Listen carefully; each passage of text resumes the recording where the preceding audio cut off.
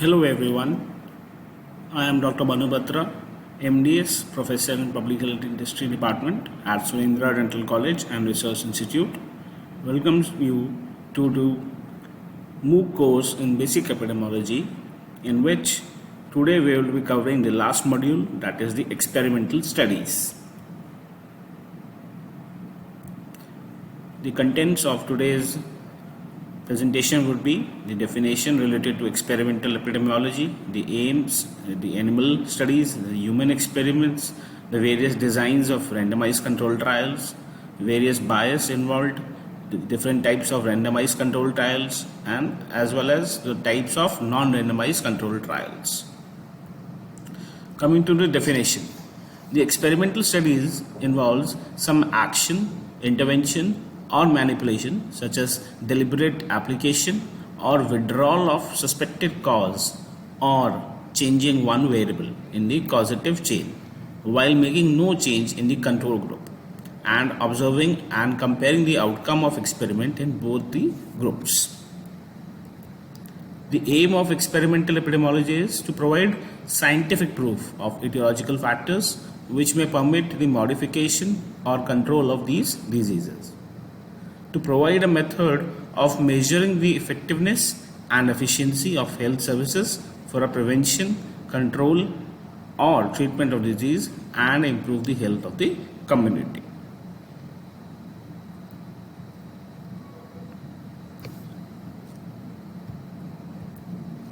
There are two types of experimental epidemiology: animal studies and the human experiments. Animal studies application is the experimental reproduction of human diseases in animal to confirm etiological hypothesis and to study the pathological mechanisms, testing efficacy of preventive and therapeutic measures, completing natural history of disease. Basically, it is the first phase of the experimental epidemiology.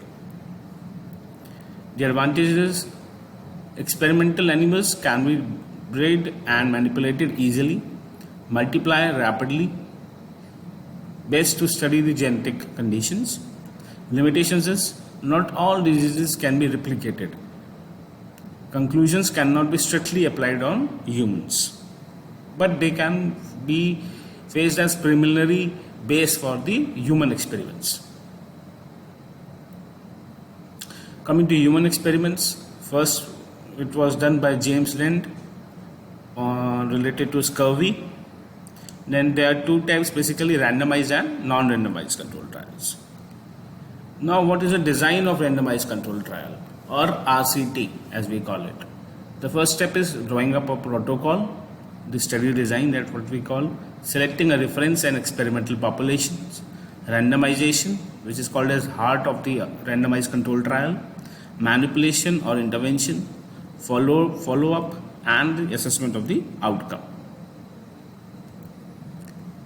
Drawing the protocol is strictly adhered to, essential for multi-central study, reduces bias and the errors, and specify the aims, objectives, sample, procedure, and treatments leading to evaluation.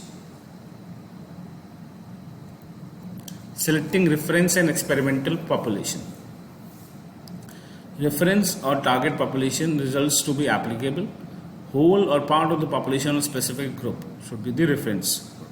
Experimental should be derived from the reference population only, which should be actual participants and randomly chosen. That is, every single individual should have the possibility of getting into the experimental group, and everybody should be invited to participate. But the criteria should be, there should be informed consent. The participants should be aware of the experiment, the pros and cons of the experiments, what is the objective of it, and if they agree, if they give the consent, then they should be taken the experimental epidemiology design. Representative of the reference population, and it should be eligible for trial, should match the eligibility criteria. Randomization, statistical procedures by which participants are allocated into the groups, that is study and control, to eliminate bias and ensure comparability. It's called heart of the control trial. every individual has equal chance to participate in the study. The next step is the manipulation or intervention. It is the done in the manipulative group, the experimental group, by making changes in the suspected causal factors. Next is the follow-up, the examination at defined interval in a standard manner, and same circumstances are done in both the groups. Then attrition is measured. What is attrition? Attrition is some sample can be lost due to the longitudinal nature of the experiment. Some of the experimental cases can withdraw by their will. So these kind of cases which have been reduced come under the attrition. Further, the assessment is done, which can have a positive results, negative results, or non-significant results also. Now, another thing which is very important related to clinical trials is bias. Participant bias, observer bias, or bias in evaluation.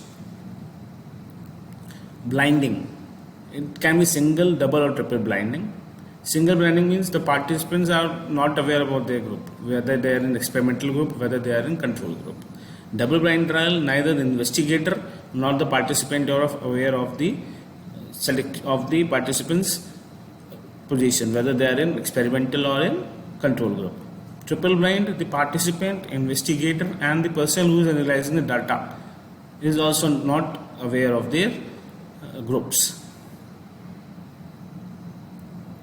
Now there are several designs. The basic designs are concurrent parallel study design, in which the first step is the random assignment is done of the patients into exposed and unexposed, and then observation is taken, and they are followed up till the outcome, and at the end it is compared. Whereas the next is crossover type of studies, in which first the patients are randomly assigned into exposed and unexposed, then the observation is taken off, then after that the exposed group turns into unexposed and unexposed turns into exposed. That is crossover takes place. The comparison of the outcome is made again.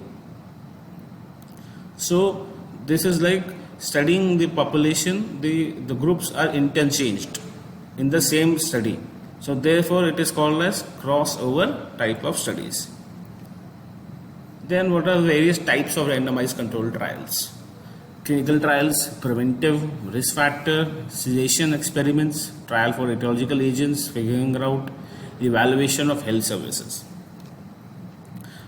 Going into a brief of all these kinds of trials, clinical trials are basically prophylactic trials like immunization, therapeutic trials like drug treatment, surgical procedures, safety trials. Examples are side effects of oral contraceptives or injectables. These are the examples. The risk factor trials are proving the etiology of disease, including it with the agent in animals or withdrawing the agent, that is smoking in cases of smoking and lung cancer kind of experiments. Then blinding is not possible in such trials. Preventive trials helps to prevent or eliminate disease on experimental basis like vaccines, chemoprophylactic drugs necessary to apply to subjects. Analysis must result in clear statement about benefit of the community which will be derived from such measure, the risks which are involved, and the cost to the health services in terms of monetary, men and material resources. Coming to risk factor trials, in this the investigator intervenes to interrupt the usual sequence in the development of disease for those individuals who have risk factors for developing the disease. Cessation experiments, termination of the habit which is considered to be the causally related to disease.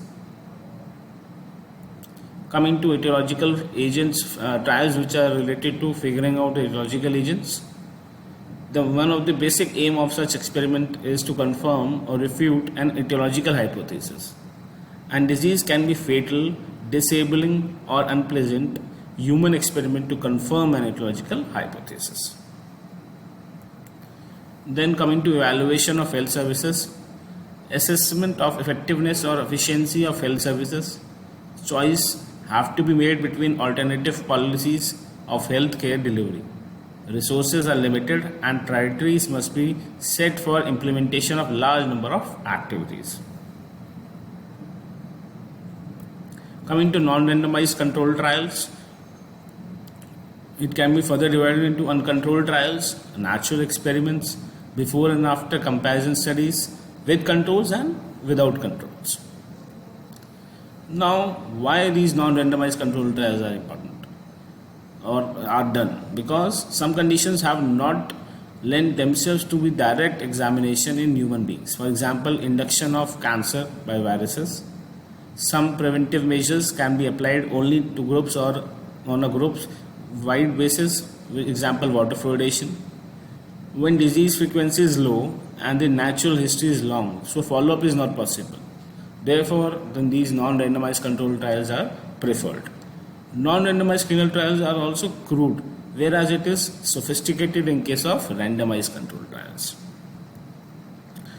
So, coming into one by one, uncontrolled trials, it may be useful initially in evaluating whether a specific therapy appears to have any value in particular disease, to determine an appropriate dose, to investigate adverse reaction. Natural experiments, identification of natural circumstances, example migrants, religious groups, atomic bombing in Japan, earthquakes, or John Snow's discovery that cholera is a waterborne disease was the outcome of a natural experiment. And studying the dental fluorosis also comes under the natural experiments. Before and after comparison studies, without controls and with controls. These studies include comparing the incidence of disease before and after introduction of preventive measure. So this ends the randomized control trial and the last module of basic epidemiology. I hope you would have been enlightened in the subject of basic epidemiology. Thank you for your patience listening.